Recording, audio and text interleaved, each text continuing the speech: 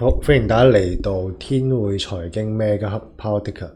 今日咧同大家介紹短中共振嘅呢一個我哋嘅天匯特色指標。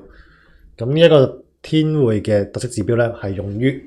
尋找一啲短中線結合嘅波段性交易嘅投資機會。好啦，咁我哋可以喺圖中咧見到下方副圖部分咧有我哋嘅一個短中共振指標啊。咁佢咧由呢一個藍色線、紅色線啦組成，呢一個咧係一個快慢線，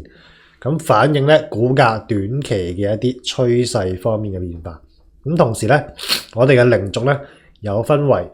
紅色條形啦，同埋綠色條形。咁紅色咧代表中線咧趨勢處於一個空方佔優嘅一個態勢，咁綠色咧代表中線趨勢咧代表一個多方佔優嘅一個態勢。好啦，咁當我哋嘅藍色、紅色線咧喺零軸上方運行嘅時候咧，咁代表咧短期係處於一個多方佔優嘅一個趨勢。咁當我哋嘅一個藍線、紅線咧喺一個零軸下方運行咧，短期咧嚟講係一個空方佔優嘅一個趨勢。咁當我哋嘅圖中咧出現呢一個紫色柱，即係咧我哋嘅呢一個短中共振指標嘅紫色柱咧，咁啊代表啦短中線嘅一個趨勢咧均為多方佔優，共振走強。好啦，咁可以嚟睇一睇啦，我哋嘅一個個案啦，人壽。咁睇翻咧我哋嘅呢一個位置啊，我哋見到咧快慢線咧其實喺呢個位置咧係處於一個零軸下方，即係咧一個比較弱勢嘅一個態勢。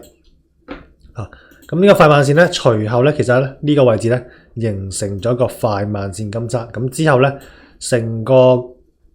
股價咧短期內咧出現咗一個短期嘅轉勢啊。咁隨住呢一個嘅快慢線咧不斷咁向我哋嘅零軸上方運行啊，亦都見到咧後續咧係升穿咗成個零軸啊。咁同時咧一開始我哋亦都可以見到零軸咧係由紅色轉咗做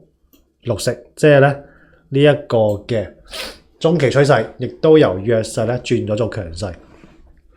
咁隨後啦，我哋嘅一個快慢線升穿咗零軸之後咧，出現埋呢一個紫色柱短中共振嘅呢一個信號咧，咁代表股價咧短期、中期咧亦都正式進入咗一個短期、中期共振走強嘅一個趨勢。咁隨後咧，亦都係隨住呢一個嘅快慢線啦、紫色柱嘅一個不斷發散啦，我哋股價咧亦都迎嚟咗一個